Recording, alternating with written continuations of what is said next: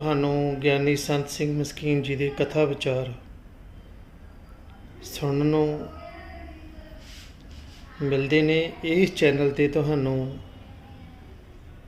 ਜਿਹੜੇ ਕਥਾ ਵਿਚਾਰ ਆ ਉਹ ਸ਼ਾਮ ਦੇ ਟਾਈਮ ਜਿਹੜੀ ਕਿ 5 ਵਜੇ ਤੋਂ ਬਾਅਦ ਹਰ ਰੋਜ਼ ਇਸ ਚੈਨਲ 'ਤੇ ਗਿਆਨੀ ਸੰਤ ਸਿੰਘ ਮਸਕੀਨ ਜੀ ਦੀ ਕਥਾ ਵਿਚਾਰ ਤੁਹਾਨੂੰ ਸੁਣਨ ਨੂੰ ਮਿਲਣਗੇ।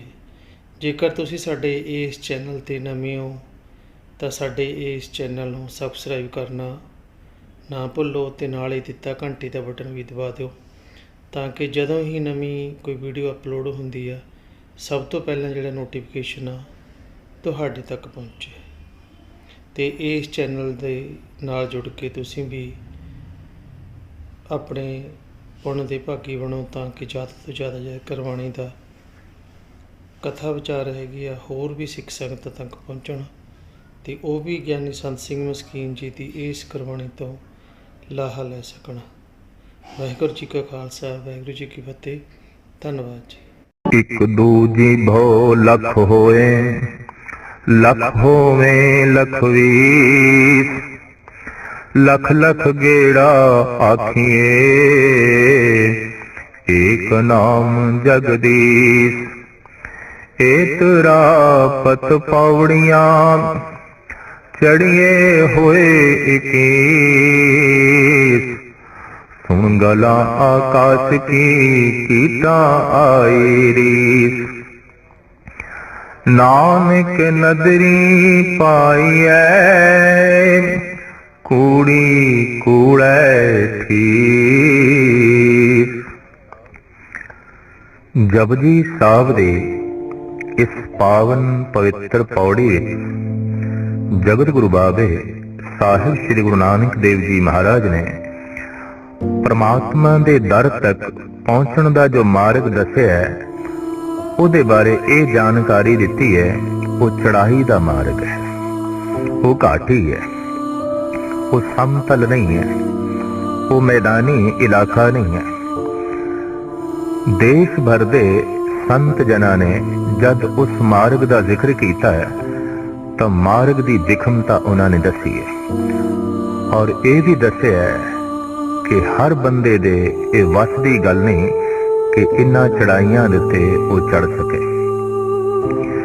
ਇਹ ਠੀਕ ਹੈ ਕਿ ਸਰੀਰ ਚਾਹੇ ਜਿਸ ਢੰਗ ਦਾ ਹੋਵੇ, ਮਨੁੱਖ ਸਹਿਜੇ ਸਹਿਜੇ ਪਹਾੜਾਂ ਦੀ ਬੁਲੰਦੀ ਤੇ ਚੜ ਜਾਂਦਾ ਹੈ ਜਾਂ ਉੱਥੇ ਤੱਕ ਚੜ੍ਹਨ ਦੇ ਕੋਈ ਸਾਧਨ ਹੋਰ ਵੀ ਉਪਲਬਧ ਹੋ ਸਕਦੇ ਨੇ।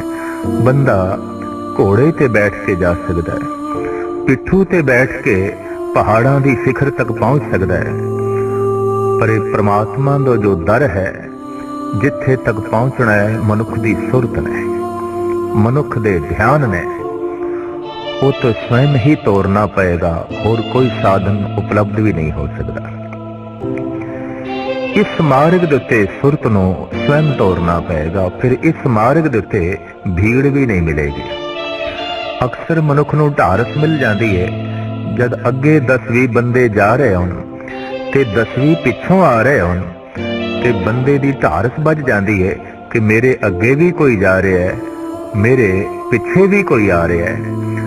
ਪਰ ਇਹ ਮਾਰਗ ਐਸਾ ਹੈ, ਸਨਾਟਾ ਹੈ, ਇੱਥੇ ਅੱਗੇ ਜਾਂਦੇ ਹੋਏ ਨਹੀਂ ਮਿਲਣਗੇ ਔਰ ਇੱਥੇ ਪਿੱਛੇ ਵੀ ਨਕਸ਼ੇ ਕਦਮ ਤੇ ਚੱਲਦੇ ਹੋਏ ਨਹੀਂ ਮਿਲਣਗੇ। ਇਸ ਵਾਸਤੇ ਮਾਯੂਸੀ ਘੇਰਦੀ ਹੈ, ਉਪਰਾਮਤਾ ਘੇਰਦੀ ਹੈ। ਗੁਰੂ ਨਾਨਕ ਦੇਵ ਜੀ ਮਹਾਰਾਜ ਨੇ ਇਸ ਉਪਰਾਮਤਾ ਦਾ ਜ਼ਿਕਰ ਕੀਤਾ ਹੈ। ਭਈ ਨਿਰਾਸੀ ਬਹੁਤ ਦਿਨ ਲਾਗੇ, ਦੇਸ਼ ਦੇ ਸੰਤਰ ਮੈਂ ਸਗਲੇ ਚਾਗੇ। ਬਹੁਤ ਖੋਜ ਕੀਤੀ ਹੈ, ਬਹੁਤ ਖੋਜ ਕੀਤੀ ਹੈ, ਹੁਣ ਨਿਰਾਸ਼ਾ ਨੇ ਘੇਰ ਲਿਆ, ਉਪਰਾਮਤਾ ਨੇ ਘੇਰ ਲਿਆ। ਦੂਸਰਾ, ਇੱਥੇ ਸਮਾਂ ਨਿਸ਼ਚਿਤ ਵੀ ਨਹੀਂ ਕਿ ਕਿੰਨੇ ਦਿਨ ਚੱਲਣਾ ਪਏਗਾ ਔਰ ਕਿੰਨਾ ਚੱਲਣਾ ਪਏਗਾ, ਨਿਸ਼ਚਿਤ ਨਹੀਂ ਹੈ। ਸਮਾਂ ਨਿਰਧਾਰਿਤ ਨਹੀਂ ਬਈ ਚਲੋ ਤੇ ਇਤਨੇ ਸਮੇਂ ਤੋਂ ਬਾਅਦ ਉਸ ਮੰਜ਼ਿਲੇ ਮਕਸੂਦ ਤੇ ਪਹੁੰਚ ਜਾਓਗੇ। ਮਾਰਗ ਦੀ ਇਸ ਵਿਖਮਤਾ ਦਾ ਜ਼ਿਕਰ ਭਗਤ ਸਿਰਮੌਰ ਸ਼੍ਰੀ ਕਬੀਰ ਜੀ ਮਹਾਰਾਜ ਨੇ ਇਹਨਾਂ ਸ਼ਬਦਾਂ ਵਿੱਚ ਕੀਤਾ ਹੈ ਕਿ ਜਹ ਮਾਰਗ ਪੰਡਤ ਗਏ ਪਾਛੇ ਪਰੀ ਬਹੀਰ, एक औघट घाटी राम की तिह चढ़ रहो कबीर।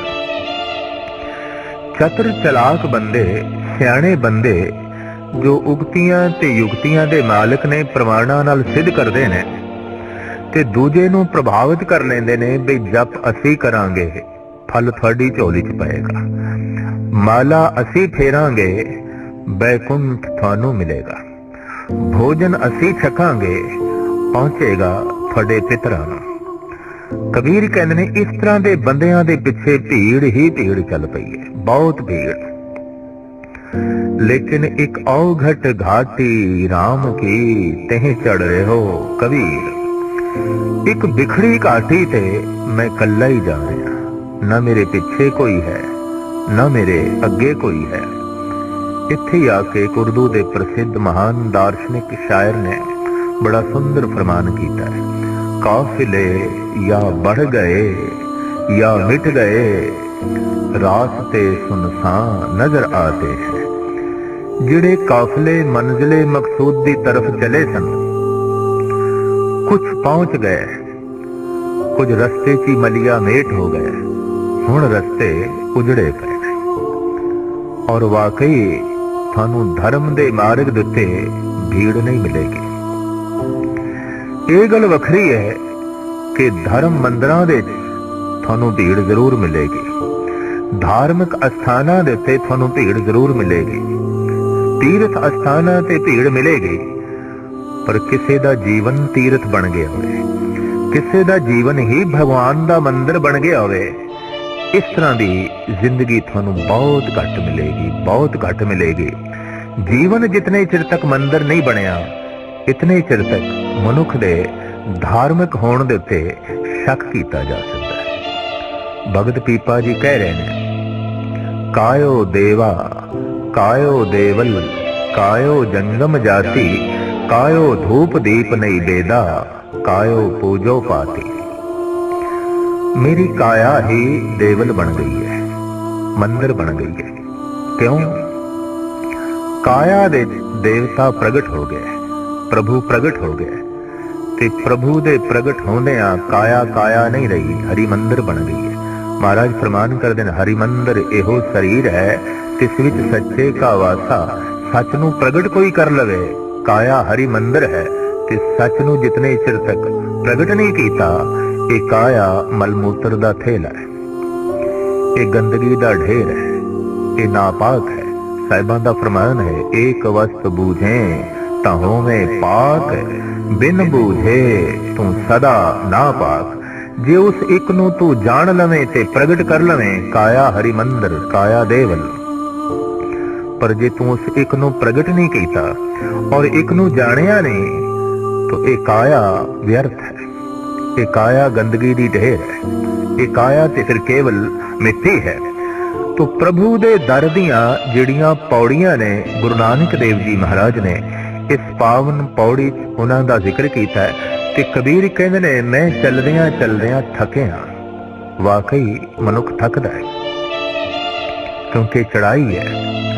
और इसका जिक्र भगत सिरमौर श्री रविदास जी महाराज ने भी किया है। घट आओ घट डूंगर घना, एक निर्गुण मैल हमार, रमैये सो एक बेनती, मेरी पूंजी राख मुरार। ए मुरार, ए परिपूर्ण परमात्मा, बख्शिश कर, घाटी ते चलदियां चलदियां मेरा मन रूपी बैल थक गया। हुण इस मन दे उत्ते जो मैं ध्यान असवार कीता है, सुरत असवार कीती है, अगां चलना बहुत औखा है। तू रहमत कर, तू बख्शिश कर। तो इत्थे ध्यान नू उर्दगमन करना है, सुरत नू उपर चाड़ना है। जमीन दा एक सुभाव है कि हर चीज नू अपनी तरफ खिंचदी है। ये ठीक है कि जमीन अपनी तरफ हर चीज नू खिंचदी है, ये बोध जगत नू सब तो पहले न्यूटन ने दिता।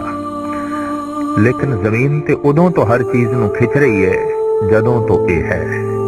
ये गल वखरी है कि सूझ समझ मनुख नू बाद विच आई। जमीन सिर्फ अस्थूल वस्तु नू ही अपनी तरफ नहीं खिंचदी, सूक्ष्म नू भी खिंचदी है, अति सूक्ष्म नू भी खिंचदी है। मनुख नू ਸੁਰਤ ਨੂੰ ਵੀ ਆਪਣੀ ਤਰਫ ਖਿੱਚਦੀ ਹੈ, ਮਨੁੱਖ ਦੇ ਧਿਆਨ ਨੂੰ ਵੀ ਆਪਣੀ ਤਰਫ ਖਿੱਚਦੀ ਹੈ। ਮਨੁੱਖ ਆਪਣੀ ਸੁਰਤ ਨੂੰ ਸ਼ਬਦ ਦੇ ਆਸਰੇ ਤੇ ਉੱਚਾ ਲੈ ਜਾਣਾ ਚਾਹੇ, ਜ਼ਮੀਨ ਉਸ ਦੇ ਧਿਆਨ ਨੂੰ ਵੀ ਆਪਣੀ ਤਰਫ ਖਿੱਚਦੀ ਹੈ। ਜੈਸੇ ਪ੍ਰੈਸ਼ਰ ਦਾ ਮਾਰਿਆ ਹੋਇਆ, ਦਬਾਅ ਦਾ ਮਾਰਿਆ ਹੋਇਆ ਫੁਆਰੇ ਦਾ ਪਾਣੀ ਉੱਪਰ ਉੱਠਦਾ ਹੈ, ਪਰ ਧਰਤੀ ਦੀ ਖਿੱਚ ਦਾ ਮਾਰਿਆ ਹੋਇਆ ਫਿਰ ਥੱਲੇ ਫਿਰ ਥੱਲੇ।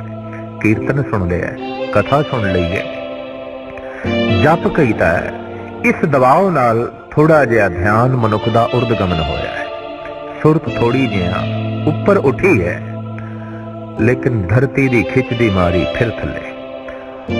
ਜ਼ਿੰਦਗੀ ਦੇ ਇਹ ਉਤਾਰ ਚੜਾ ਅਭਿਆਸੀ ਬੰਦੇ ਅਕਸਰ ਰੋਜ਼ ਵੇਖਦੇ ਨੇ, ਜਿਸ ਦਾ ਜ਼ਿਕਰ ਪਾਤਸ਼ਾਹ ਦੀ ਬਾਣੀ ਵੀ ਕਰਦੀ ਏ।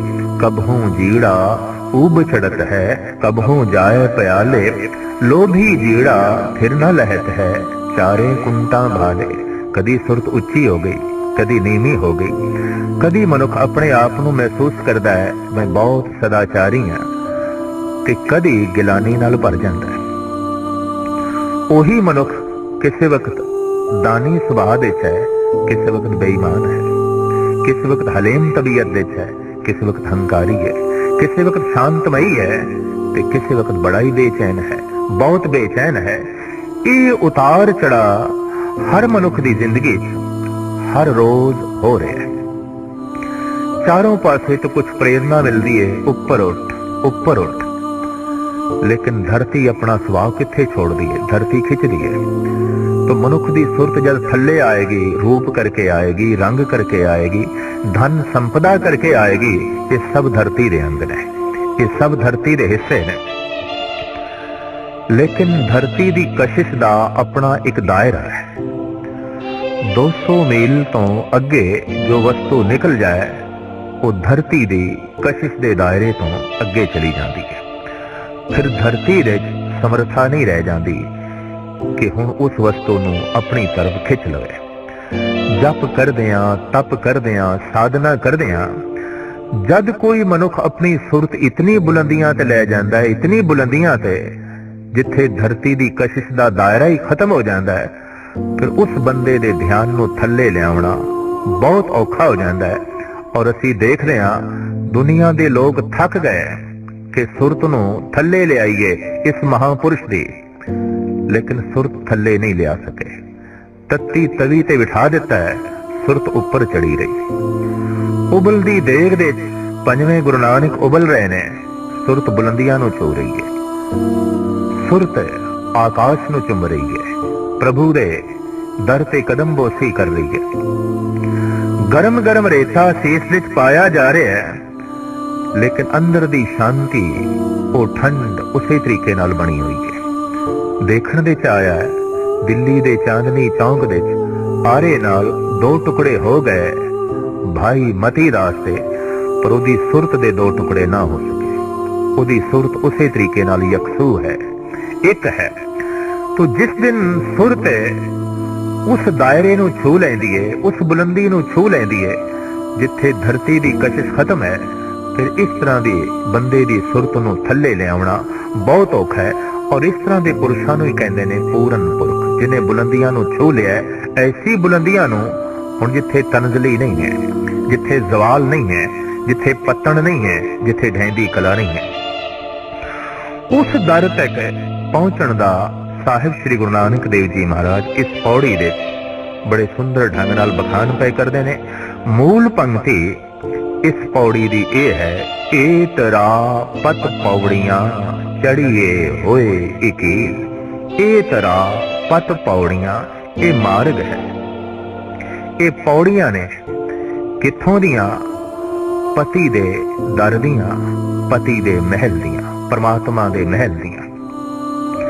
चढ़िए होए एक ईश, कोई चढ़े तो एक ईश बन जाए, एक ईश्वर बन जाए, उस एक दे च लीन होके एक ईश्वर हो जाए।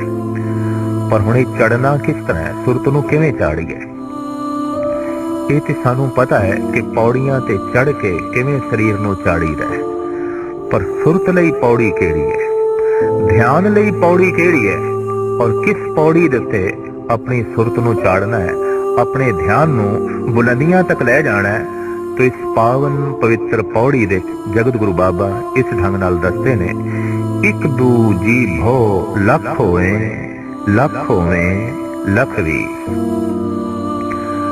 ज्ञान इंद्रे जितने परिपूर्ण परमात्मा ने बख्शे ने सारे ही महान ने, पर अख ते कन ते रसना ये सिरमौर ने।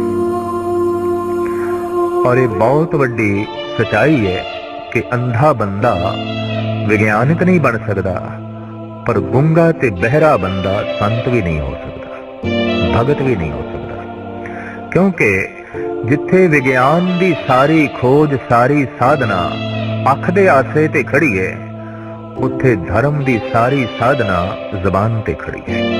रचना ही नहीं, बोलना ही नहीं, तो मुश्किल है ये मनुख धार्मिक हो सके।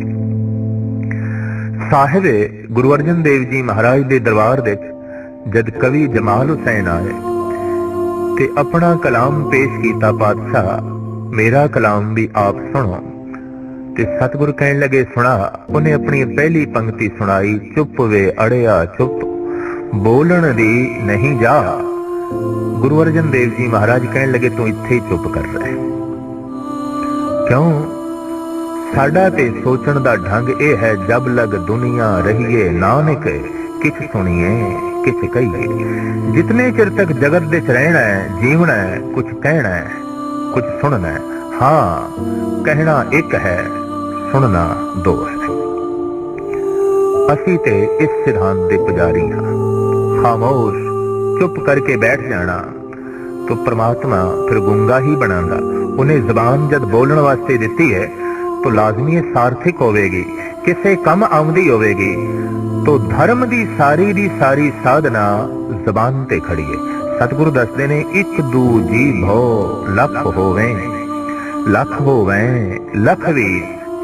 एक जबान नू दो कर ले। फिर साहिब कहते ने दो नहीं, लख कर ले। फिर कहते नहीं, 20 लख कर ले। एक जबान नू 20 लख कर ले। लख लख गेड़ा आखिए एक नाम जगदीश। फिर एक जबान दे नाल लखा लखा वारी उस जगदीश दे नाम दा उच्चारण करी जा। भाव अणगिणत दफा, गिणती मिणती दे चक्कर दे च ना पावे।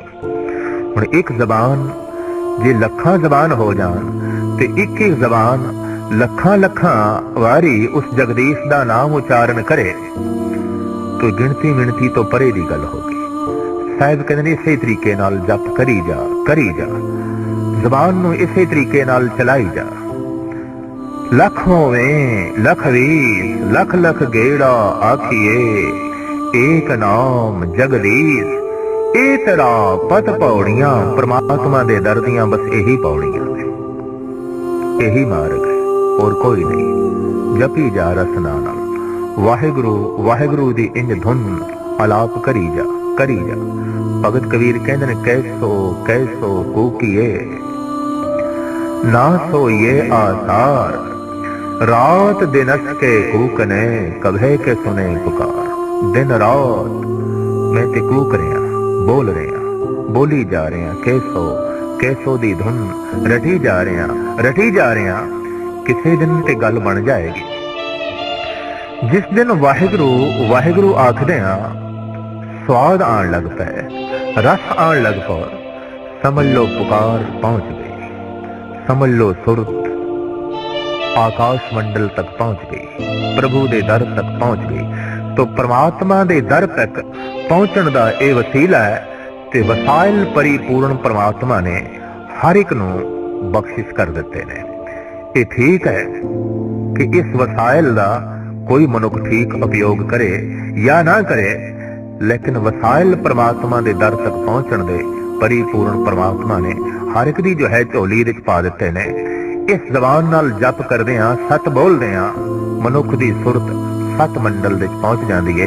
पर इस रसना नाल मिथ्या बोलदे हां, गलत बयानी करदे हां, मनुख रसातल दे चला जांदा है। ये जबान नरक दे च ले जांदी है, ये जबान स्वर्ग दे च ले जांदी है।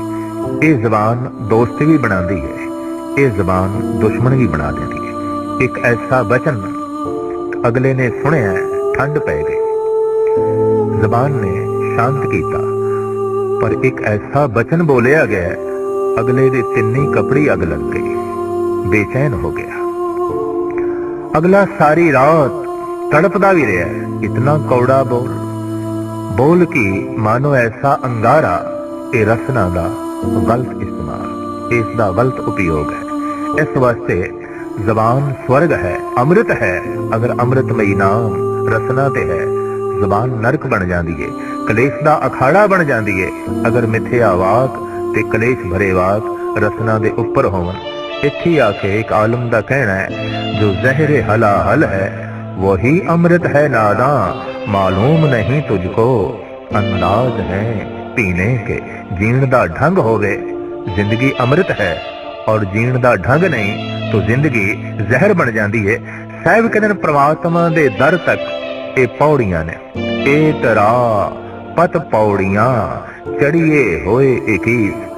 अज तक जिसदी भी समाधि लगी है, जो भी उस अनाहत दे देश विच पहुंचे है, जिसने भी उस परम प्रकाश का आनंद माणिया है, जबान नाल जप जप के ही उत्थे तक पहुंचे है। रसना नाल उस प्रभु का नाम रट रट के ही उसने अपनी सुरत नूं परमात्मा के चरना नाल जोड़िया। साहिब कहते सुन गला आकाश की कीता आई री। आकाश तक जो पहुंच गए ने, जिन्हां दी सुरत उच्ची उठ गई है, उन्हां नूं वेख के कीड़ियां नूं भी रीस आ जाती है भी आपां भी उड़ीए, असीं भी आकाश तक पहुंचीए। भाव जद किसी दी समाधि लग जाती है, किसी नूं परम आनंद उपलब्ध हो जाता है, परम शांत हो जाता है, तब पखंडियां नूं भी रीस जागदी है। पखंडियां तो मुराद ओ जब तब कुछ नहीं करना, वासना नाल भरे हुए ने। रीसो रीस ओही कुछ करना जो कुछ उस साधक ने कीता है। साधक ने कीता है, पूर्ण श्रद्धा नाल कीता है। ये जो कर रहा है केवल नकल कर रहा है, सिर्फ रीस कर रहा है। तो जगत दे इस तरह की रीस सिर्फ समाजिक जिंदगी च ही नहीं, राजनीतिक जिंदगी च ही नहीं, बल्कि धार्मिक दुनिया दे भी रीस चलती है। एक संत नूं, एक परम गुरु नूं, एक परम भगत नूं वेख के अक्सर कीड़ियां नूं भी रीस आ जाती है भी असी भी भगत बणीए, असी भी संत बणीए। लेकिन रीस करन दे नाल ते कोई संत नहीं होंदा, जप करन नाल कोई संत होंदा है, साधना करन दे नाल कोई भगत बनदा है। साधना कर करके ही कोई प्रभु दे दर ते पहुंच सकदा है। तो साहिब कहते ने सुन गला आकाश की कीता आई रीस। आकाश तक पहुंचे होया नूं वेख के कीड़ियां नूं भी रीस आ गई, और उन्होंने भी अपने नाम दे नाल लकब संत जोड़ लिया, भगत जोड़ लिया। ब्रह्म ज्ञानी अपने नाम दे नाल शब्द जोड़ दिता। इस देश दे करीबन लखां दी तादाद दे संत ने, पर संत ते एक भी होवे सारे शहर दी फिजा पवित्र करके रख देता है, सारी कौम दी जिंदगी बदल के रख देता है। कहते ने गाथा है भगत माल दी। एक रोगी भगत कबीर को लाया। उस वक्त कबीर दी पत्नी घर विच सी, कबीर जी नहीं सन। रोगी ने फरियाद की थी, भगत जी मैनू किसी तरीके नाल नवा नरोआ करो, मैं रोग तो पीड़ित हाँ। कबीर दी पत्नी ने यह सदा सुनी ते रोगी दे कोल आई, आखण लगी राम कह। 3 दफा राम अखवाया, रोगी दा रोग जांदा रहा। आखिया जा हुण तू अपने घर नूं। रस्ते विचों धन कबीर करदा अपने घर नूं जा रहा है। कबीर रस्ते च मिल गए, आखण लगे पुरखा ऐसी केड़ी सौगात तेरी झोली च पै गई है, तू धन कबीर करदा जा रहा।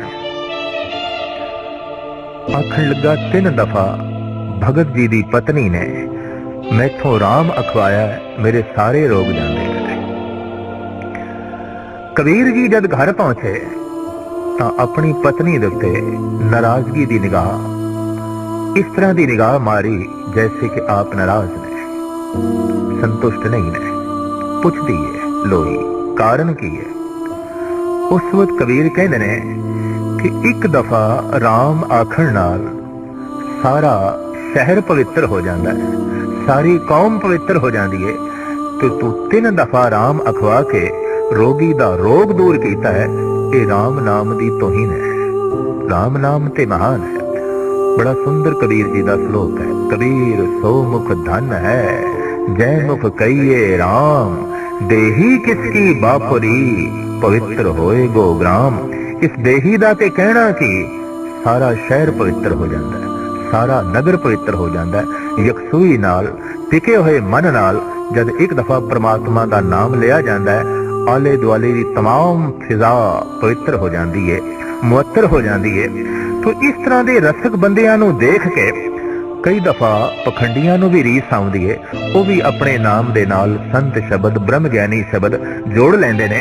पर साहिब कहंदे ने नानक नदरी पाईए, कूड़ी कूड़ै ठीक। इस सौगात ते परमात्मा दी निगाह नाल बख्शिश नाल ही प्राप्त होंदी है, नकल करन दे नाल नहीं। कोई अपने नाम दे नाल लकब जोड़ लवे परम पुरख संत ब्रह्म ज्ञानी, ते इहदे नाल कोई ब्रह्म ज्ञानी नहीं हो जांदा। ਇਹ ਤੇ ਕੋਈ ਜਪ ਕਰਦਾ ਹੈ, ਤਪ ਕਰਦਾ ਹੈ, ਤੇ ਫਿਰ ਉਸ ਦੀ ਨਜ਼ਰ ਦਾ ਪਾਤਰ ਬਣਦਾ ਹੈ, ਉਹਦੀ ਬਖਸ਼ਿਸ਼ ਦਾ ਪਾਤਰ ਬਣਦਾ ਹੈ। ਫਿਰ ਜਾ ਕੇ ਕਿਧਰੇ ਇਹ ਸੌਗਾਤ ਉਸ ਦੀ ਝੋਲੀ ਵਿੱਚ ਪੈਂਦੀ ਹੈ। ਤੇ ਸਾਹਿਬ ਕਹਿੰਦੇ ਨਾਨਕ ਨਦਰੀ ਪਾਈਏ, ਇਹ ਦਰ ਇਹ ਪਰਮ ਸੌਗਾਤ ਤੇ ਉਸ ਦੀ ਨਜ਼ਰ ਨਾਲ ਪ੍ਰਾਪਤ ਹੁੰਦੀ ਹੈ, ਉਸ ਦੀ ਬਖਸ਼ਿਸ਼ ਨਾਲ ਪ੍ਰਾਪਤ ਹੁੰਦੀ ਹੈ। ਕੂੜੀ ਕੂੜੈ ਠੀਕ, ਪਖੰਡੀ झूठे दी ये झूठी ठीस है। भाव वो जो ललकार ललकार के कह रहे हैं मैं संत हाँ, मैं परम ज्ञानी हाँ, मैं ये कर सकदा, मैं वो कर सकदा, ते तरह तरह दी रिद्धियां सिद्धियां दा वो दावा करे। साहिब कहंदे ने ये झूठियां कूड़े दियां ठीसां ने। इस तरह का एक वाकया साहिब गुरु नानक देव जी महाराज के सामने आया।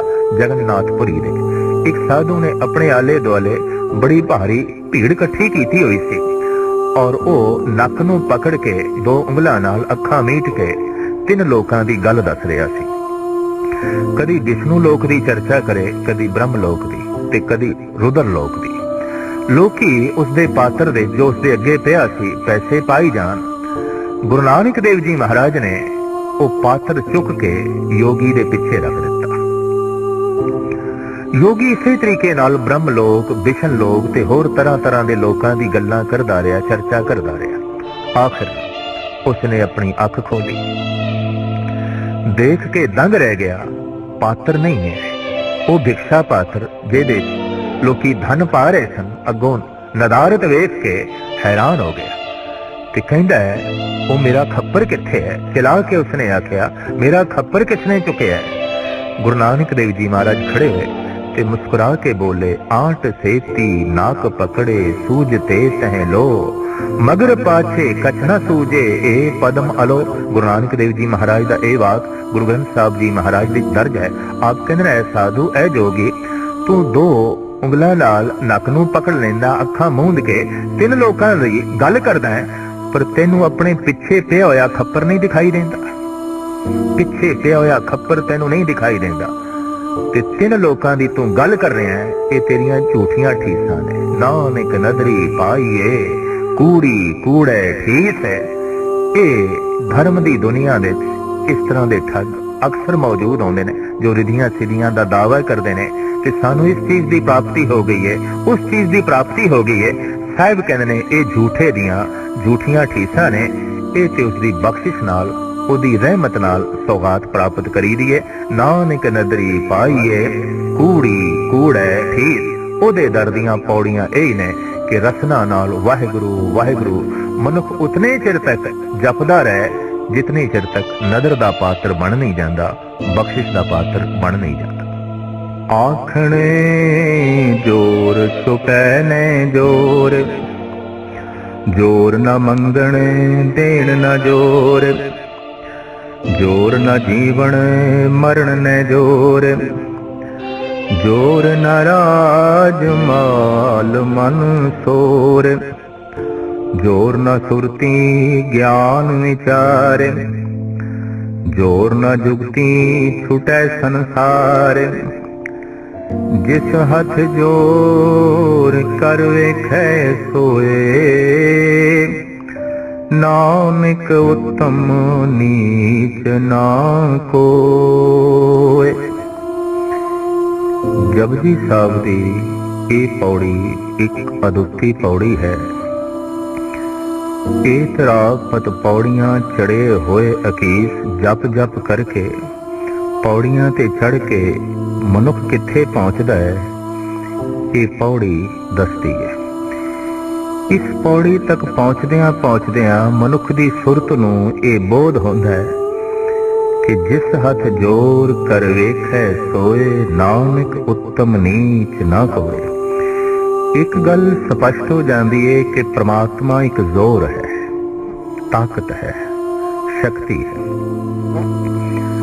ਇਸ ਗੱਲ ਦਾ ਵੀ ਬੋਧ ਹੁੰਦਾ ਹੈ ਕਿ ਮੈਂ ਝੂਠ ਹਾਂ, ਤੂੰ ਸੱਚ ਹੈ। ਮੇਰੀ ਮਨੋਤ, ਮੇਰੀ ਹੋਂਦ ਝੂਠ ਹੈ, ਮੇਰਾ ਮੰਨਣਾ ਝੂਠ ਹੈ। ਤੂੰ ਹੀ ਹੈ, ਤੂੰ ਹੀ ਹੈ। ਮੈਂ ਹੀ ਸਭ ਤੋਂ ਵੱਡੀ ਦੀਵਾਰ ਹੈ। ਇੱਥੋਂ ਹੀ ਸਤਿਗੁਰਾਂ ਨੇ ਗੱਲ ਆਰੰਭ ਕੀਤੀ ਸੀ ਕਿ ਕਿਉਂ ਸਚਿਆਰਾ ਹੋਈਏ, ਕਿਉਂ ਕੂੜੇ ਟੁੱਟੇ ਪਾਲ। ਕਿਵੇਂ ਝੂਠ ਦੀ ਪਾਲ ਟੁੱਟੇ, ਕਿਵੇਂ ਮੈਂ ਦੀ ਕੰਧ ਟੁੱਟੇ, ਤੇ ਕਿਵੇਂ ਤੂੰ ਦੀ ਪ੍ਰਾਪਤੀ ਹੋਵੇ। ਤੂੰ ਕੀ ਹੈ? ਇੱਕ ਤਾਕਤ, ਸਰਬ ਸ਼ਕਤੀਮਾਨ। ਇੱਥੇ ਆ ਕੇ ਗੱਲ ਗੁਰਮਤਿ ਸਪਸ਼ਟ ਕਰਦੀ ਹੈ ਕਿ ਪ੍ਰਮਾਤਮਾ ਕੋਈ ਵਿਅਕਤੀ ਨਹੀਂ, ਇੱਕ ਪਰਮ ਸ਼ਕਤੀ ਹੈ। ਉਹ ਸ਼ਕਤੀ ਕੀ ਹੈ ਔਰ ਕਿੰਨੀ ਕੁ ਹੈ, ਜਪਜੀ ਸਾਹਿਬ ਵਿੱਚ ਇਹ ਵੀ ਇਸ਼ਾਰਾ ਸਤਿਗੁਰਦੇਵ ਜੀ ਮਹਾਰਾਜ ਕਰ ਗਏ ਨੇ ਕਿ ਕੇਤਾ ਤਾਣ ਸਵਾਲਿਓ ਰੂਪ। ਕਿੰਨਾ ਕੁ ਤਾਣ ਹੈ, ਕਿਤਨੀ ਕੁ ਸ਼ਕਤੀ ਹੈ, ਕਿਸਦੇ ਕੋਲ ਕੂਵਤ ਹੈ, ਕੌਣ ਅੰਦਾਜ਼ਾ ਲਾਵੇ, ਕੌਣ ਤਕੜੀ ਤੇ ਤੋਲੇ, ਕੌਣ ਇਸ ਸ਼ਕਤੀ ਨੂੰ ਨਾਪੇ, ਉਸ ਅਸੀਮ ਨੂੰ ਕਿਸ ਤਰ੍ਹਾਂ ਸੀਮਤ ਕਰੇ ਕੋਈ। ਸਾਹਿਬ ਕਹਿੰਦੇ ਨੇ ਇਹ ਔਖੀ ਗੱਲ ਹੈ।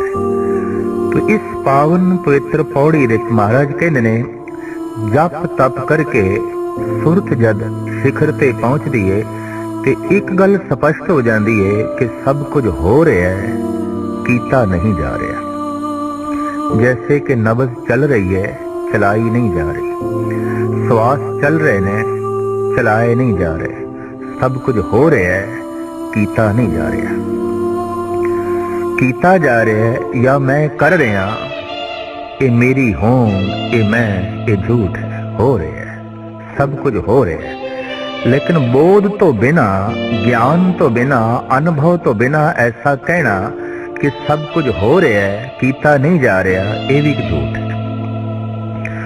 ਉਸ ਅਨੁਭਵ ਦੇ ਹੋਏ ਬਿਨਾ ਐਸਾ ਕਹਿਣਾ ਕਿ ਤੂੰ ਹੀ ਹੈ, ਤੂੰ ਹੀ ਹੈ, ਮੈਂ ਨਹੀਂ ਹਾਂ। ਦਰਅਸਲ ਤੂੰ ਹੀ ਕਹਿਣ ਵਿੱਚ ਵੀ ਕੋਈ ਰਸ ਨਹੀਂ ਹੋਵੇਗਾ, ਉਹ ਵੀ ਕਹਿਣਾ ਗਲਤ ਹੋਵੇਗਾ। ਤੋ ਸੁਰਤ ਜਦ ਬੁਲੰਦੀਆਂ ਨੂੰ ਛੂੰਦੀ ਹੈ ਤੇ ਉਸ ਨੂੰ ਇੱਕ ਗੱਲ ਸਪਸ਼ਟ ਦਿਖਾਈ ਦੇ ਜਾਂਦੀ ਹੈ ਕਿ ਜੈਸੇ ਕੋਈ ਬੱਚਾ ਆਪਣੀ ਜਵਾਨੀ ਨੂੰ ਰੋਕਣਾ ਚਾਹੇ, ਨਹੀਂ ਰੋਕ ਸਕਦਾ। ਕੋਈ ਜਵਾਨ ਬੁਢੇਪੇ ਨੂੰ ਰੋਕਣਾ ਚਾਹੇ, ਨਹੀਂ ਰੋਕ ਸਕਦਾ। ਕੋਈ ਬੁੱਢਾ ਮੌਤ ਨੂੰ ਰੋਕਣਾ ਚਾਹੇ, ਨਹੀਂ ਰੋਕ ਸਕਦਾ। ਤੇ ਇੱਕ ਗੱਲ ਸਪਸ਼ਟ ਹੋ ਗਈ, ਹੋ ਰਿਹਾ ਸਭ ਕੁਝ, ਕੀਤਾ ਨਹੀਂ ਜਾ ਰਿਹਾ। ਜੀਵਨ ਦੇ ਇਤਨੇ ਵੱਡੇ ਪੜਾਅ, ਬਚਪਨਾ, ਜਵਾਨੀ, ਬੁਢੇਪਾ, ਜਨਮ ਤੇ ਮਰਨ ਜਦ ਮੇਰੇ ਹੱਥ ਵਿੱਚ ਨਹੀਂ ਤਾਂ ਭਗਤ ਕਹਿ ਉੱਠਦਾ ਹੈ ਕੁਝ ਵੀ ਮੇਰੇ ਹੱਥ ਵਿੱਚ ਨਹੀਂ। ਇੰਨੀ ਮਹਾਨ ਘਟਨਾ ਜਿਸ ਤੋਂ ਮੈਂ ਲੰਘ ਰਿਹਾ, ਇਹ ਮੇਰੇ ਹੱਥ ਵਿੱਚ ਨਹੀਂ। ਮੈਂ ਤੇ ਇੱਕ ਨਦੀ ਦੇ ਵਹਿਣ ਦੀ ਤਰ੍ਹਾਂ। ਇਹ ਗੱਲ ਵੱਖਰੀ ਹੈ ਕਿ ਨਦੀ ਮਾਣ ਨਾਲ ਆਖੇ ਮੈਂ ਚੱਲ ਰਹੀ ਹਾਂ ਔਰ ਸਾਗਰ ਨੂੰ ਮੈਂ ਮਿਲਣਾ ਹੈ, ਮੈਂ ਉਸ ਦੀ ਤਲਾਸ਼ ਕਰ ਰਹੀ ਹਾਂ, ਨਹੀਂ। ਇਹ ਵਹਿਣ ਸੁਭਾਵਿਕ ਹੈ। ਨਦੀ ਆਪਣੇ ਆਪ ਨੂੰ ਰੋਕ ਹੀ ਨਹੀਂ ਸਕਦੀ। ਰੋਕ ਲਵੇ ਤੇ ਛੱਪੜ ਹੋ ਜਾਏਗੀ, ਰੋਕ ਲਵੇ ਤੇ ਗੰਦੀ ਹੋ ਜਾਏਗੀ, ਰੋਕ ਲਵੇ ਤੇ ਖਤਮ ਹੋ ਜਾਏਗੀ, ਔਰ ਰੋਕ ਵੀ ਨਹੀਂ ਸਕਦੀ। ਇਹਦਾ ਵਹਿਣ ਜਾਰੀ ਰਹੇਗਾ। ਔਰ ਵਹਿਣ ਦਾ ਜੋ ਨਿਯਮ ਪਰਿਪੂਰਨ ਪ੍ਰਮਾਤਮਾ ਨੇ ਬਣਾ ਦਿੱਤਾ ਹੈ ਕਿ ਨਿਵਾਣ ਦੀ ਤਰਫ ਹੋਵੇਗਾ, ਤਾਂ ਨਿਵਾਣ ਦੀ ਤਰਫ ਹੀ ਵਗਦਾ ਰਹੇਗਾ। ਇਹ ਗੱਲ ਵੱਖਰੀ ਹੈ ਕਿ ਨਦੀ ਆਖੇ ਮੈਂ ਆਪਣੇ ਆਪ ਨਿਵਾਣ ਦੀ ਤਰਫ ਵਗ ਰਹੀ ਹਾਂ, ਮੈਂ ਖੁਦ ਸਾਗਰ ਦੀ ਤਲਾਸ਼ ਕਰ ਰਹੀ ਹਾਂ, ਨਹੀਂ। ਇੱਕ ਗੈਬੀ ਨਿਯਮ ਜੋ ਪਿੱਛੇ ਕੰਮ ਕਰ ਰਿਹਾ ਹੈ, ਉਹ ਨਿਵਾਣ ਦੀ ਤਰਫ ਪਾਣੀ ਨੂੰ ਤੋੜ ਰਿਹਾ ਹੈ ਔਰ ਸਾਗਰ ਤੱਕ पानी नूं पुचा रहा है। हू बहु ये जो जीवन की धारा है, ये अनंत जिंदगियां दे जो दरिया चल रहे ने, दरअसल ये भी चल ही रहे ने। ये गल वखरी है कि जीवन का दरिया कह सकता है कि मैं खुद चल रहा, क्योंकि प्रभु ने एक रचना दे दी है, दिमाग दे दिता है, दिल दे दिता है। तो जीवन धारा कह सकती है मैं खुद तलाश कर रही हूं, धन नूं, संपदा नूं, सुख, शांति, परमात्मा, और मैं अपना केंद्र, ये सब कुछ मैं खुद तलाश कर रहा। पर साहिब कहने नहीं, सिमरन करदियां करदियां एक बोध मिलता है और मनुख कह देता है नहीं हो रहा है, सब कुछ कीता नहीं जा रहा। अगर मेरे हाथ दे कुछ है तो गुरु अर्जन देव जी महाराज कहते ने कि इसके हाथ होए तो सब किछ ले, अज्ञानी मन रोस करे। अगर वाकई मनुख दे हाथ दे ही सब कुछ है तो फिर सब कुछ मनुख दे हत्थां दे होना चाहिए है। सब कुछ मनुख दे हत्थां दे नहीं है। ये गल वखरी है कि मनुख दावा कर सकता है सब कुछ मेरी मुट्ठी दे है, भावें मुट्ठी दे कुछ भी ना हो, खाली है मुट्ठी, हत्थां दे कुछ नहीं है, तां भी दावे ते कीते जा सकते ने। इस पौड़ी दे कुछ इस ढंग दा बोध गुरु नानक देव जी महाराज करांदे ने, जिसकी मूल पंक्ति है जिस हाथ जोर कर वेखै सोए। जे कोई मान नाल आखे कि नहीं मेरा जोर कम कर रहा है और मैं जोर नाल बहुत कुछ कर सकदा, तो साहब कहते ने कोई करके दिखाया। जिस हाथ जोर कर वेखै सोए, जेड़ा आखे मेरे हाथ दे जोर है करके वेख लवे की कर सकता है। महाराज गल इथों आरंभ करते ने, आखण जोर चुपे न जोर। बोलण दे च भी मनुख दा जोर नहीं ते चुप रहण दे च भी मनुख दी ताकत कम नहीं कर रही, परिपूर्ण परमात्मा दी शक्ति कम कर रही है। अक्सर ऐसा देखण दे च आया है, मनुख पश्चाताप कर रहा हुंदा है, यह गल मैनू नहीं आखनी चाहिए सी, मैं कह बैठा। वो जो कह बैठा है उसका अफसोस है। और ऐसा भी दिखाई देता है, कई दफा मनुख कह देता है यह गल मैनू आखनी चाहिए सी, मैं क्यों नहीं आखी, मैं चुप रह गया। महाराज कहते नहीं, एक अगम्य शक्ति कम कर रही है तेरे चुप रहन दे, तेरे बोलन दे। और उंज भी रसना उदी शक्ति नाल बोल रही है, कि जिहदी शक्ति नाल रसना बोल रही है ये उसका बखान किस तरह करेगी। साडा दिमाग जिहदी शक्ति नाल सोच रहा है, ये पूर्ण तौर पर उसनों किस तरह सोच सकेगा। कृत्य करते दा पूर्ण रूप दे किस ढंग नाल बखान करेगी। तो महाराज कहते हैं बोलन दे ते चुप रहन दे मनुख दी समर्था, मनुख दी शक्ति काम नहीं कर रही। ये परिपूर्ण परमात्मा दी शक्ति है। ये जोर उसदा है, उसदे जोर नाल असी बोल रहे हैं, उसदे जोर नाल चुप कर जाने हैं। या इंज कह लो कि ये श्वास चल रहे ने, बोल रहे हैं, ओदी ही शक्ति, ओदी ही ताकत। पर अज बंदा खामोश हो गया, बिल्कुल खामोश, चुप हो गया। ये भी ओदी शक्ति है। साहब अगे इसका खुलासा करते हैं, जोर न मंगण देन ना जोर। अक्सर ऐसा देखने दे आया है कि मंगतियां नूं अफसोस होता है, मैं क्यों मंग रहा, और मंग मंग के मेरे जहन ते मेरी जमीर ते बोझ पै रहा है। लेकिन मंगना बंद नहीं होता, जापदा है इहदे पिछे भी कोई शक्ति कम कर रही है, किसे होर दा जोर कम कर रहा है। महाराज जी कहते हैं, एक दाते एक बेखारी जी, सब तेरे चोज विड़ाना। हे अकाल पुरख, तेरे चोज ने, किधरे तू दानी है ते किधरे तू मंगता है। इस ढंग दी तू सृष्टि और इस ढंग दा तू जीवां दा जीवन बनाया। गुरु गोबिंद सिंह जी महाराज फरमान करते हैं, कतहूं सुचेत होए के चेतना को चार कियो, कतहूं अचिंत होए के सोवत अचेत हो, कतहूं भिखारी होए के मांगत फिरत भीख, कहूं महादान होए के मांग्यो धन देत हो। हे अकाल पुरख, मैं देखना किधरे तू भिखारी होया फिरदा, मंग रहे हैं। कि किधरे मूंह मंगा दान देई जा रहे हैं ये देण दे ये मंगण दे तेरा ही जोर कम कर रहा है, तेरी ही शक्ति कम कर रही है। महाराज कहते हैं कि जोर ना मंगण देण ना जोर। अक्सर ऐसा देखा गया है कि एक बंदा कहता ये चीज मैनू नहीं देनी चाहिए सी, मैं दे बैठा, तो जो तू दे बैठा है तो गल स्पष्ट हो गई, जोर किसी होर दा कम कर रहा। और अज तक दा अनुभव ये कह रहा है कि मंगण दे पिछे और देण दे पिछे परिपूर्ण परमात्मा दी एक प्रेरणा कम कर रही है। लख समझाओ मंगता मंगण तो बाज नहीं आवेगा, और लख समझाओ दाता देण तो बाज नहीं आवेगा। बदला नू कह दईए बरसो ही ना, चंदन नू कह दईए तुसी खुशबू ना वंडो, फुल्लां नू कह दईए तुसी महक चारों पासे क्यों लुटा रहे हो, क्यों वंडदे पे हो। ये देण दा सुभाव ही कादर करीम ने बना दिता है, बदल दा, फुल्लां दा, चंदन दा। इस तरह का सुभाव जिस मनुख के अंदर आउंदा है उन्होंने भी आख्या जाता है कि फुल वर्गे ने, ये बदलां वर्गे ने, ये चंदन वर्गे ने, ये लुटाना जानते ने, ये बरसना जानते ने, ये जगत की झोली मुअत्तर करना जानते ने, खुशबू वंडना जानते ने। पर ऐसा भी देखने दे आया है वंडिया ते तां जा सकता है कि किसी की झोली खाली होवे, कोई मंगण नूं भी खड़ा होवे। तो इत्थे आके गुरु नानक देव जी महाराज की बाणी कहती है सब तेरे चोज ने, सब तेरे चोज ने, किधरे तू मंग रहे हैं किधरे तू दे रहे हैं। इस वास्ते साहिब कहते ने अगर कोई दाता ये आख देवे कि मैं दे रहा, ये उसकी अज्ञानता है, ते कोई मंगता ये आख देवे मैं मंग रहा, ये भी उसकी अज्ञानता है। जिस दिन मंगते ते दाते नूं ये सूझ ते समझ मिल जाती है कि एक दाते एक बेखारी जी सब तेरे चोज विडाना, उस दिन मंगता मंगता नहीं रहिंदा, दाता दाता नहीं रहिंदा, केवल परमात्मा ही रह जाता है, केवल अकाल पुरख ही रह जाता है। उस दिन गल स्पष्ट हो जाती है कि किधरे तू ही भिखारी होके मंग रहे हैं, ते किधरे तू ही महादानी होके झोलियां भर रहे हैं। जोर न मंगण देण न जोर, जोर न जीवन मरण न जोर। जन्म जीवन ते मरण दे साडा जोर कम नहीं कर रहा। असी अपनी मर्जी नाल जगत ते नहीं आए और अपनी मर्जी नाल रुखसत भी नहीं होवांगे। ये गल वखरी है कि नास्तिक कहते ने भावें जन्म ते जीवन साडे हथ च नहीं, मरना साडे हथ च है।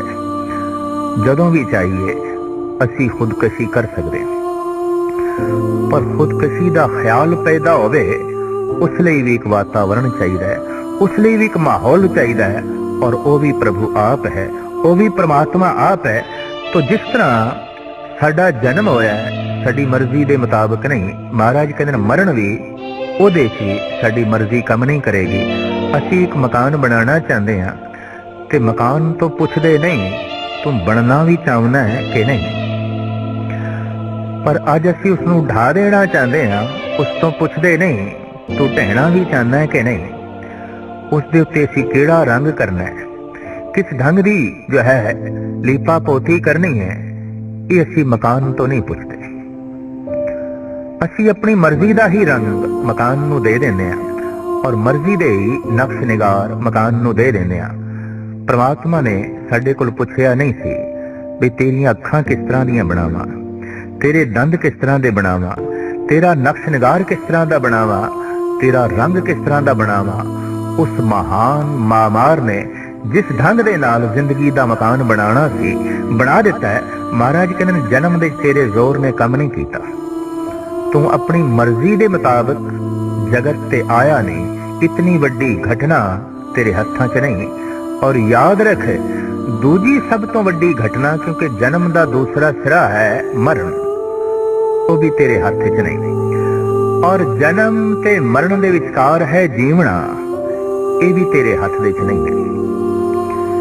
जप तप करके सत्संग करके बाणी पढ़ के अभ्यास करके इस गल दी समझ आ जाए कि समझ लो उस मनुख ने जीवन दी शिखरता नूं छू लिया। तो महाराज कहंदे ने जोर न मंगण देण ना जोर, जोर न जीवन मरण न जोर, जोर न राज माल मन सोर। मन दे ਇਹ ਰਾਜ ਮਾਲ ਦਾ ਧਨ ਸੰਪਦਾ ਦਾ ਜੋ ਸ਼ੋਰ ਸ਼ਰਾਬਾ ਹੈ, ਮੇਰੇ ਕੋਲ ਇਹ ਚੀਜ਼ ਹੋਵੇ, ਮੇਰੇ ਕੋਲ ਉਹ ਵਸਤੂ ਹੋਵੇ, ਮੇਰੇ ਕੋਲ ਉਹ ਹੋਣਾ ਚਾਹੀਦਾ ਹੈ, ਮੇਰੇ ਕੋਲ ਉਹ ਹੋਣਾ ਚਾਹੀਦਾ ਹੈ। ਅਭਿਆਸੀ ਬੰਦੇ ਨੂੰ ਸਮਝ ਪੈ ਜਾਂਦੀ ਹੈ ਇਹਦੇ 'ਚ ਮੇਰੀ ਸ਼ਕਤੀ ਕੰਮ ਨਹੀਂ ਕਰ ਰਹੀ, ਮੇਰਾ ਜ਼ੋਰ ਨਹੀਂ ਹੈ, ਮੈਂ ਆਪਣੇ ਜ਼ੋਰ ਨਾਲ ਨਹੀਂ ਕਰ ਰਿਹਾ, ਇਹ ਵੀ ਪ੍ਰਭੂ ਦਾ ਜ਼ੋਰ ਹੈ। ਅਗਰ ਇਸ ਤਰ੍ਹਾਂ ਦਾ ਸ਼ੋਰ ਸ਼ਰਾਬਾ ਲੋਕਾਂ ਦੇ ਮਨ ਵਿੱਚ ਪਰਿਪੂਰਨ ਪ੍ਰਮਾਤਮਾ ਨਾ ਪੈਦਾ ਕਰਦਾ ਤੇ ਜਗਤ ਵਿੱਚ ਕੁਝ ਬਣਨਾ ਵੀ ਨਹੀਂ ਸੀ। ਇਹ ਠੀਕ ਹੈ ਕਿ ਸੰਤੋਸ਼ ਇੱਕ ਬਹੁਤ ਵੱਡੀ ਦੌਲਤ ਹੈ, ਬਹੁਤ ਵੱਡੀ ਦੌਲਤ ਹੈ, ਲੇਕਿਨ ਤ੍ਰਿਸ਼ਨਾ ਤੇ ਅਸੰਤੋਸ਼ ਵੀ ਕੁਝ ਘੱਟ ਨਹੀਂ ਹੈ। ਉਸਨੇ ਮਨੁੱਖ ਨੂੰ ਤਾਮੀਰ ਕਰਨ ਦੇ ਉੱਤੇ ਮਜਬੂਰ ਕੀਤਾ ਹੈ। ਇਹ ਠੀਕ ਹੈ ਕਿ ਫੁੱਲ ਅਤਿਅੰਤ ਖੂਬਸੂਰਤ ਨੇ ਔਰ ਕੀਮਤੀ ਨੇ, लेकिन ये भी मनना पड़ेगा कि खाद भी नकारा नहीं है, जो बदबूदार है, गंदी है, उन्हां करके ही फुल खिड़दे ने। ये ठीक है कि फुल कोमल ने, लेकिन ये भी नहीं भुलना चाहिए कि उन्हां दा बीज बड़ा कठोर है, बहुत कठोर है। इस गल दी जद अभ्यासी नूं समझ पै जाती है कि तृष्णा तो संतोख पैदा होता है, क्रोध तो निर्माणता जन्म लैंदी है, लोभ तो दान दियां बिरतियां उजागर होंदियां ने, झूठ दे बोझ तो तंग आके ही सच्चाई दा जन्म होंदा है। और सिमरन दी शिखरता अगर ये बोध करा देवे तो समझ लो सिमरन दा फल मनुख दी झोली विच पै गया। महाराज कहंदे ने जोर ना राज माल मन शोर। मन दे विच जो राज माल दा शोर है, धन संपदा दा शोर है, मेरे कोल ए चाहिदा, मेरे कोल ए चाहिदा, महाराज कहंदे ने ये भी मनुख अपनी मर्जी दे नाल शोर समाप्त नहीं कर सकता, खामोश नहीं हो सकता, चलदा ही रहेगा, ये भी चलदा ही रहेगा। जोर ना सुरती ज्ञान विचार। मन की एकाग्रता दे उत्ते भी मनुख दा अपना जोर नहीं है। बंदा ये चाहे कि मैं अपनी ताकत दे नाल अज मन नूं टिका लेना है, एकाग्र कर लेना है, साहिब कहते हैं ऐसा नहीं हो सकता। मनुख जोर दे नाल ज्ञान नहीं प्राप्त कर सकता अपनी ताकत नाल, और ना ही परमात्मा दी जिहड़ी विचार है ये शक्ति नाल जोर नाल प्राप्त की जा सकती है। साहिब कहते हैं ये एक दात है, मनुख दे जोर तो परे दी गल है। क्यों कि मनुख दे कोल जो जन्म ते मरण है उहदे उत्ते इसदा जोर नहीं, ते बाकी किस क्रिया दे उत्ते इसदा जोर चलेगा। इस वास्ते साहिब कहते ने जोर न सुरती ज्ञान विचार, जोर न जुगती छुटे संसार। उक्तियां ते जुगतियां दे भी मनुख दा अपना जोर कम नहीं करता, वरना हर बंदा उक्तियां ते जुगतियां नूं हासिल करके ते संसार दे बंधनां तो छुट जांदा। देखण विच आया है एक घर बार नूं त्याग देंदा है, लेकिन आश्रम बना देंदा है। घर दा बंधन टुटिया, आश्रम दा बंधन पै गया। परिवार दा बंधन टुटिया, चेलियां दा बंधन पै गया। लोक दा बंधन टुटिया, परलोक दा बंधन पै गया।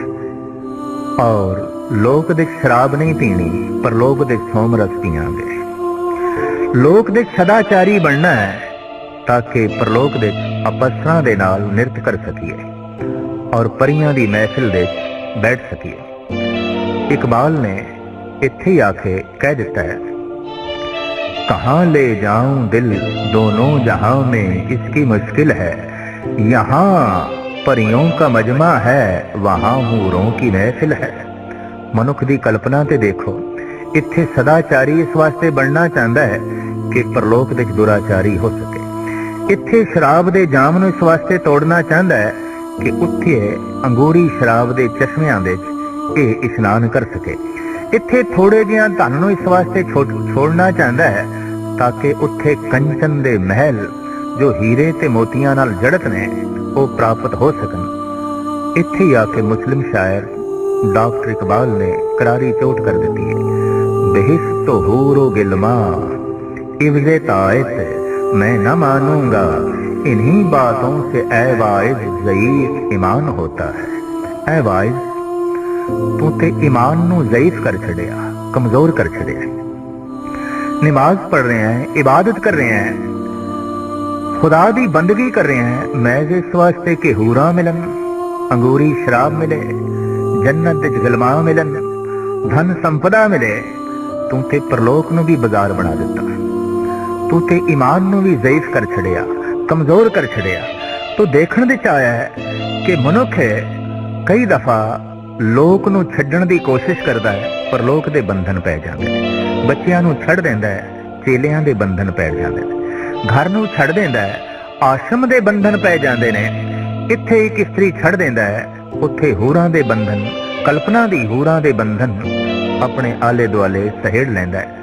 और सियाणे दार्शनिक लोगां ने कह दिता है कि यह भी मनुख दी वासना है कि जो कुछ लोक दे च नहीं मिल सकिया, नहीं प्राप्त हो सकता, ਉਹਨੂੰ परलोक दे प्राप्त किया जाए। गालिब ने कदी ते तंजील कह देता है, हम जानते हैं जन्नत की हकीकत को, लेकिन दिल के बहलाने को गालिब ये ख्याल अच्छा है। तो साहब कहने जोर ना जुगती छुटे संसार। मनुख अपनी युक्ति दे नाल संसार दे बंधन तोड़ नहीं सकता। देखण दे च आया जिन्हां ने दावे नाल संसार दे बंधन तोड़े, उन्होंने परलोक दे बंधन अपने पैरों च पा लए और पहले नालों भी ज्यादा गिरफ्त दे च आ गए, पकड़ दे च आ गए। महाराज कहने नहीं, इहदे च भी मनुख दा जोर कम नहीं कर सकता और मनुख अपने जोर दे नाल उगतियां युक्तियां हासिल करके जगत दे बंधन तोड़ नहीं सकता। महाराज कहने अगर कोई मनुख दावा करे कि मैं अपनी बौद्धिक शक्ति दे नाल, शरीरक बल दे नाल सब कुछ हासिल कर सकदा, साहब कहते जिस हथ जोर कर वेखै सोए। है किसी को जोर ते करके वेख लवे, मैनू दिखा देवे कि जोर नाल कोई ज्ञानी बन सकता है, जोर नाल कोई भगत बन सकता है, जोर नाल अपना कोई रंग रूप मनुख बदल सकता है, जोर नाल कोई मनुख अपना सुभाव बदल सकता है, या जोर दे नाल जन्म ते मरण दे बंधन दे ये जड़े गेड़े ने इन्हां नूं तोड़ सकता है। साहब कहते ने सब कुछ दे जे मनुख दा जोर नहीं कम कर रहा कि ऐ मनुख तू उस अनुभव नूं प्राप्त कर जिस दा जोर सब थाई ते चल रहा है ते जिस दे जोर दे नाल सब कुछ हो रहा है। जिस हथ जोर कर वेखे सोए, है किसी दे हत्थां दे जोर तां फिर वो अपने जोर दे नाल प्राप्त कर लवे। साहब कहते किसी दे हथ दे च इस ढंग दा जोर नहीं है। नानक उत्तम नीच ना कोय। जद इस गल दी समझ पैंदी है कि जोर ते परमात्मा दा है तो मनुख कह उठदा है कोई उत्तम नहीं, कोई नीच नहीं। खाद गंदी जरूर है, बदबूदार जरूर है, पर यह ना होवे ते सुगंधित फुल्लां दा जन्म नहीं होंदा। इस वास्ते कोई उत्तम नहीं, कोई नीच नहीं, कोई छोटा नहीं, कोई वड्डा नहीं। इस तरह की भाव दशा जिस दिन बनती है उसे नूं कहंदे ने ये भगत है, ये ब्रह्म ज्ञानी है। साहिब श्री गुरु नानक देव जी महाराज दे वाक, हम नहीं चंगे बुरा नहीं कोए, प्रणवत नानक तारे सोए। असी चंगे नहीं हाँ ते जगत दे कोई बुरा नहीं है। कोई बुरा दिखाई दे रहा है ते अपने आप नूं मनुख चंगा समझ रहा है, इनू कहते हैं संसारी बिरती। कोई चंगा नहीं है, कोई उत्तम नहीं है, कोई छोटा नहीं है, कोई वड्डा नहीं है, कोई चेला नहीं है, कोई ठाकर नहीं है, सब समान ने। इनू कहते ने ब्रह्म दृष्टि, अकाल दृष्टि। हुण इनू सच दी समझ पै गई है, पर कुछ बुरा बुरा दिखाई दे रहा है तो ऐसा कि मनुख दे अंदर अजे बुराई पई है। वो अंदर दी बुराई दरअसल बाहर प्रगट हो रही है, जिस दे आसरे ते जगत दे अनेकां ही बुराइयां ते खामियां दिखाई दे रही ने। उर्दू दे प्रसिद्ध दार्शनिक कवि ते आखिरी मुगल सम्राट बहादुर शाह जफर का ऐसा कहना है, जब ना थी अपने गुनाहों की खबर, देखते थे दुनिया के ऐबो हुनर, जब अपने गुनाहों पे पड़ी निगाह तो जहां में कोई बुरा ना रहा। जफर आदमी उसको ना जानिएगा, हो वो कितना ही आलम फैजो ज़का, जिसे ऐश में याद खुदा ना रही, जिसे तैश में खौफे खुदा ना रहा। जफर कहते ने कितने चिर तक मैं देखदा सी जगत विच ऐ बुरा है, ऐ बुरा है, ए ऐबी है, ए दोखी है, ए नीवा है, ए नीच है, उतने चिर तक मैं अपने आप नूं वेखण विच असमर्थ रहा। ते जिस दिन मैं अपनियां खामियां वेखियां, अपनियां बुराइयां वेखियां, ते मैनूं पता चलिया कि मैं अपनियां बुराइयां करके जगत नूं बुरा बुरा वेख रहा, अपनियां बदियां करके जगत नूं बुरा बुरा ते बद वेख रहा। संसार विच बदियां दिखाई दे रही ने। ऐ मनुख तू बुरा है, तू बद है। जिस दिन मनुख नेक हो जाता है, जिस दिन मनुख दा हिरदा साफ हो जाता है, पवित्र हो जाता है, उस दिन मनुख कह उठता है सब गोबिंद है, सब गोबिंद है, गोबिंद बिन नहीं कोई। उस दिन मनुख दी रचना तो ये वाक निकलते ने, सवे घट राम बोले, राम बोले, रामा बोले, राम बिना को बोले रे। उस दिन मनुख दी जबान चो मधुर वाक निकलते ने, फरीदा खालिक खलक, खलक वसेरा बमाए, ए मंदा किसनू आखिए जां तिस बिन कोई ना है। बाबा फरीद कहते मैं किसनू बुरा आखा, सब खुदा है, सब अकाल है, सब परिपूर्ण परमात्मा है। बाबा फरीद आप कहते ने भावे जगत मैनू फकीर फकीर कह रहा है, पर मैं फकीर नहीं हाँ।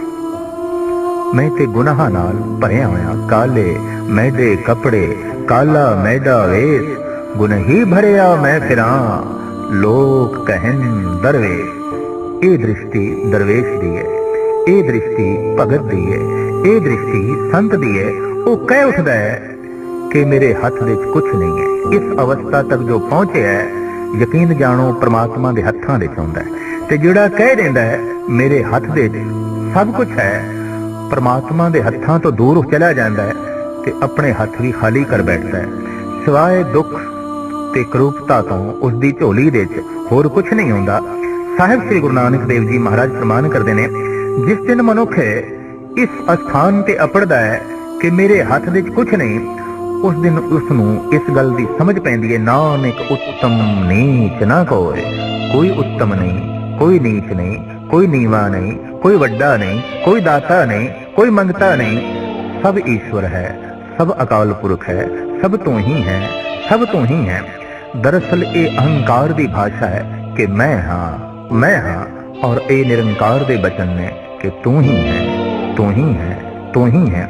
ये बोल जिस दिन रचना उच्चारण करे और हृदय के गहरे तल तो निकलन, समझ लो मनुख परमात्मा विच लीन हो गए। मैं हाँ और ए निरंकार दे बचन ने कि तू ही है, तू ही है, तू ही है। ए बोल जिस दिन रचना उच्चारण करे और हृदय के गहरे तल तो निकलन, समझ लो मनुख परमात्मा विच लीन हो गए। मैं हाँ और ए निरंकार दे बचन ने कि तू ही है, तू ही है, तू ही है। ए बोल जिस दिन रचना उच्चारण करे और हृदय के गहरे तल तो निकलन, समझ लो मनुख परमात्मा